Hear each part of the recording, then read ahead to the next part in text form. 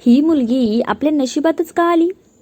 आईच्या तोंडून हे वाक्य मी लहानपणापासूनच ऐकत आले होते. माझं नाव सई. मी जन्मतःच एका पायाने अधू होते.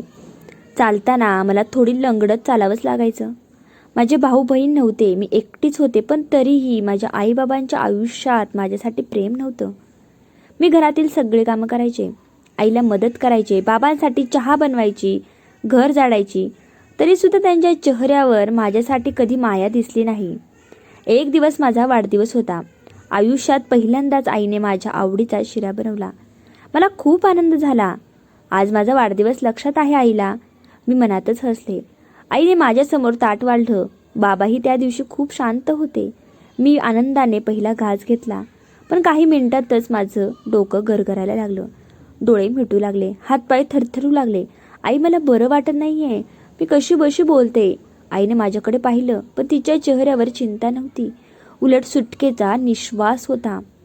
आणि मग मी बाबांचे शब्द ऐकले, लवकर कर, अजून शुद्धीवर आली तर प्रॉब्लेम होईल. माझे डोळे मोठे झाले. मी काहीच समजू शकत नव्हते. माझ्या स्वतःच्या आईबाबांनी मला जेवणात विष दिलं होतं आणि काही क्षणातच मी बेशुद्ध झाले. जेव्हा माझी शुद्ध आली तेव्हा माझ्या नाकात औषधांचा वास येत होता.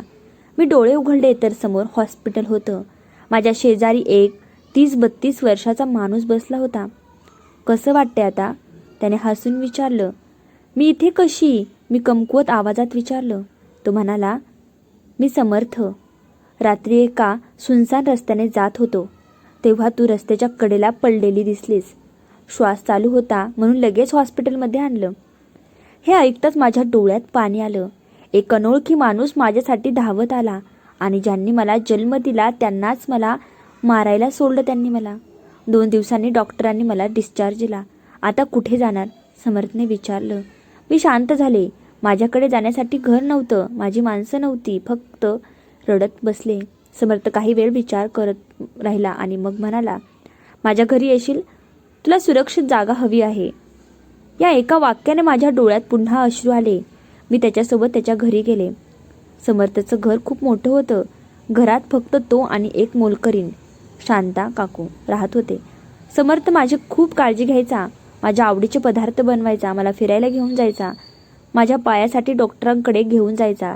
पहिल्यांदाच मला कोणीतरी माणूस म्हणून वागवत होतं. 6 महिन्यांनी त्याने मला विचारलं, सई, माझ्याशी लग्न करशील?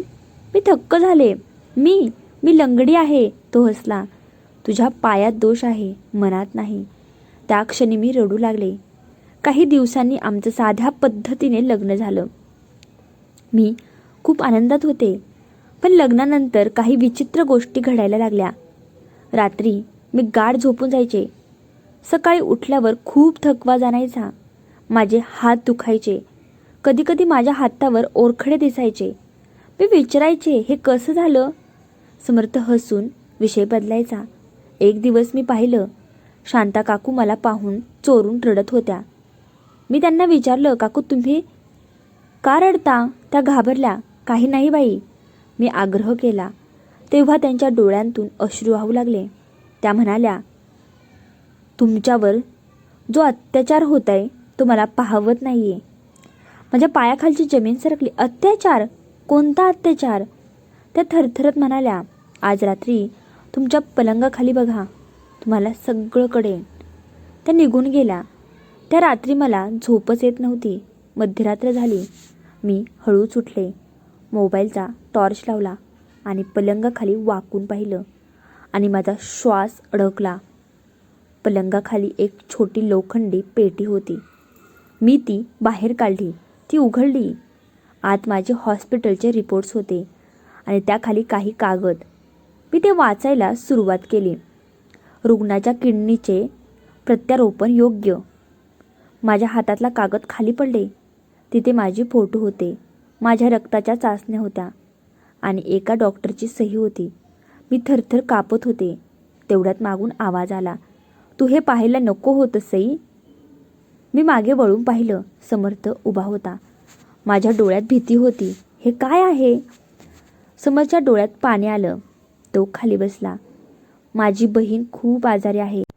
तिच्या दोन्ही किडन्या निकामी झाल्या आहेत. मी काही बोलले नाही. तो पुढे म्हणाला, मी खूप ठिकाणी मदत मागितली पण काहीच झालं नाही. मग डॉक्टरने सांगितले की तुझी किडनी जुळू शकते, म्हणून मी तुझ्याशी लग्न केलं. मी रडत विचारलं. तो खाली मान घालून बसला. हो, सुरुवातीला तसंच होतं. माझ्या छातीत कळ उठली.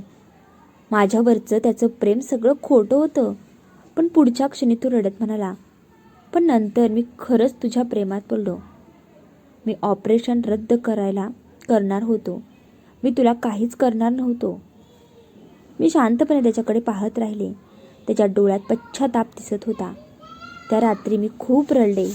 मला एक गोष्ट समजली, जखम नेहमी परके देत नाहीत. कधीकधी आपली माणसं देतात आणि कधीकधी परक्यांमध्येच आपली माणसं सापडतात. व्हिडिओ आवडला तर नक्की व्हिडिओला लाईक करा. चॅनलवर नवीन असेल तर नक्की चॅनलला सबस्क्राईब करा.